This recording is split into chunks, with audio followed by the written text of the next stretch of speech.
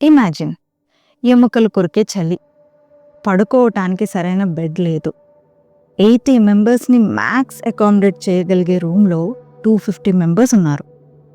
చాలీ చాలని దుప్పటి, కాళ్లకు కప్పుకుంటే టార్సో, అప్పర్ బాడీకి కప్పుకుంటే కాళ్లకు దుప్పటి సరిపోక, చలిని జయించి నిద్రపోలేక అవస్థ పడుతూ ఉన్నా సరే ఎర్లీ మార్నింగ్ 4 AM వినపడిన విజిల్తో టక్కున లేచి వెళ్ళి లైన్లో నిలబడి ఇచ్చిన కొద్దిపాటి నీరుగారే సూప్ ఇంకా చిన్న రొట్టె ముక్క తిని అదే చలిలో మంచుగడ్డల మీద చిరిగిపోయిన షూ వేసుకుని నడుస్తూ వెళ్ళి బండలు రాళ్ళు కొట్టి బానిసత్వం చేయవలసి వస్తే మీరైతే ఇలాంటి జీవితానికి అర్థం ఏమై ఉంటుంది అని అనుకుంటారు? మీరు ఆ ప్లేస్లో ఉంటే మీ రియాక్షన్ ఏంటి? నాకు కామెంట్స్లో చెప్పండి. విక్టర్ ఫ్రాంకల్ రచించిన మ్యాన్స్ సర్చ్ ఫర్ మీనింగ్ అనే ఈ బుక్ చదివి నాకు అనేక ప్రశ్నలు, వాటి జవాబులు దొరికాయి. సింపుల్గా సమ్మరైజ్ చేసి చెప్పాలంటే మన లైఫ్ యొక్క మీనింగ్ ఏంటంటే, number 1 finding our why, number 2 experiencing love, number 3 acceptance of circumstances. నేను స్టార్టింగ్లో చెప్పిన ఇన్సిడెంట్స్ ఆర్ ఈ బుక్ గురించి వినని వారి కోసం ఒక చిన్న ఇంట్రొడక్షన్ చెప్తాను.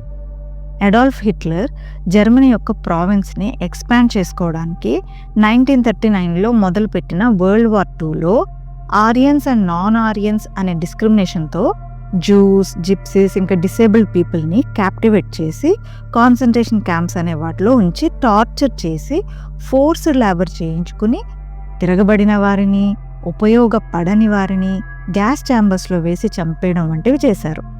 ఇటువంటి కాన్సన్ట్రేషన్ క్యాంప్లో ఉండి సర్వైవ్ అయిన అతి కొద్ది మందిలో విక్టర్ ఫ్రాంకల్ ఒకరు.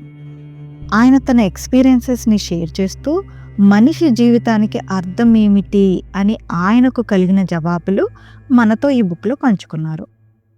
హోలోకాస్ట్, షిండ్లర్ లిస్ట్ అనే ఈ మూవీస్లో ఈ సీన్స్ డిపిక్ట్ చేశారట. ఈ మూవీస్ నేను చూడలేదు, చూడమని రికమెండ్ కూడా చేయను.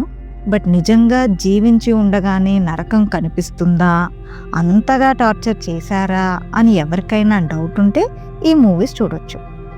అటువంటి హెల్ లాంటి లైఫ్ ప్రతి క్షణం ఒక గండంలా, మరుక్షణం బ్రతికే ఉంటానా లేక మరణిస్తానా అని గుప్పెట్లో ప్రాణాలు పెట్టుకుని కాలం వెళ్ళదీసేవారు విక్టర్ ఫ్రాంకల్. ఆ కాన్సన్ట్రేషన్ క్యాంప్లో గోరు చుట్టుపై రోకలు పోటు అన్నట్లు అక్కడ టైఫస్ అనే ఎపిడమిక్ కూడా వ్యాపించింది. నాజీస్ పెట్టే టార్చర్లో మరణించిన వారు కొందరైతే ఈ ఎపిడమిక్ వల్ల మరణించిన వారు ఇంకొందరు. అలాంటి నీచమైన పరిస్థితులలో కూడా సఫరింగ్ని జయించి కొందరు సర్వైవ్ అయ్యి వార్ ఎండ్ అయ్యాక ప్రాణాలతో బయటపడగలిగారు అంటే అది కేవలం లైఫ్కి మీనింగ్ తెలుసుకోవడం ద్వారానే అంటారు Victor Frankl. He who has a why to live can bear almost any how అనే మాటను ప్రస్తావించారు ఆయన. బ్రతకడానికి కారణం ఉన్నవాళ్ళు అంటే ఫ్యామిలీ కోసం, ఆశయం కోసం, ప్రేమ కోసం అంటూ కారణాలు ఉన్నవాళ్ళు ఆ సఫరింగ్ని తట్టుకోగలిగారు. అటువంటి కారణం దొరకని వారు సఫరింగ్ తట్టుకోలేక గివప్ చేసేసి ప్రాణాలు విడిచారు. కొందరు సూసైడ్ కూడా చేసుకున్నారు. Man is not driven by pleasure or power but by purpose అని చెప్పుకొచ్చారు ఈయన. అలాగే ఆయన ఆ ఎక్స్ట్రీమ్ సఫరింగ్లో తనకు ప్రియమైన తన భార్యని ఇమాజిన్ చేసుకుంటూ ఆ కాన్సన్ట్రేషన్ క్యాంప్ నుండి బయటకు వెళ్ళిన తర్వాత ఎలాగుంటుంది తన వైఫ్తో అన్న ఊహలతో చాలా ఓదార్పును పొందుకున్నారట. So love is the ultimate meaning of life అని కూడా అంటారు ఆయన. ఎవరినైనా అమితంగా ప్రేమిస్తే ఆ ప్రేమ కోసమే మనం జీవించి ఉంటామని ఆయన చెప్పుకొచ్చారు. అదే మన పర్పస్ ఆఫ్ లైఫ్ అవుతుంది అని ఆయన నమ్మకం.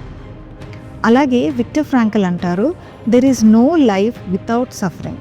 సఫరింగ్ అనేది జీవితంలోని అంతర్లీన భాగమే కానీ అదేమి కొందరికి కనిపించి మరికొందరికి కనపడని పదార్థం అయితే కాదు.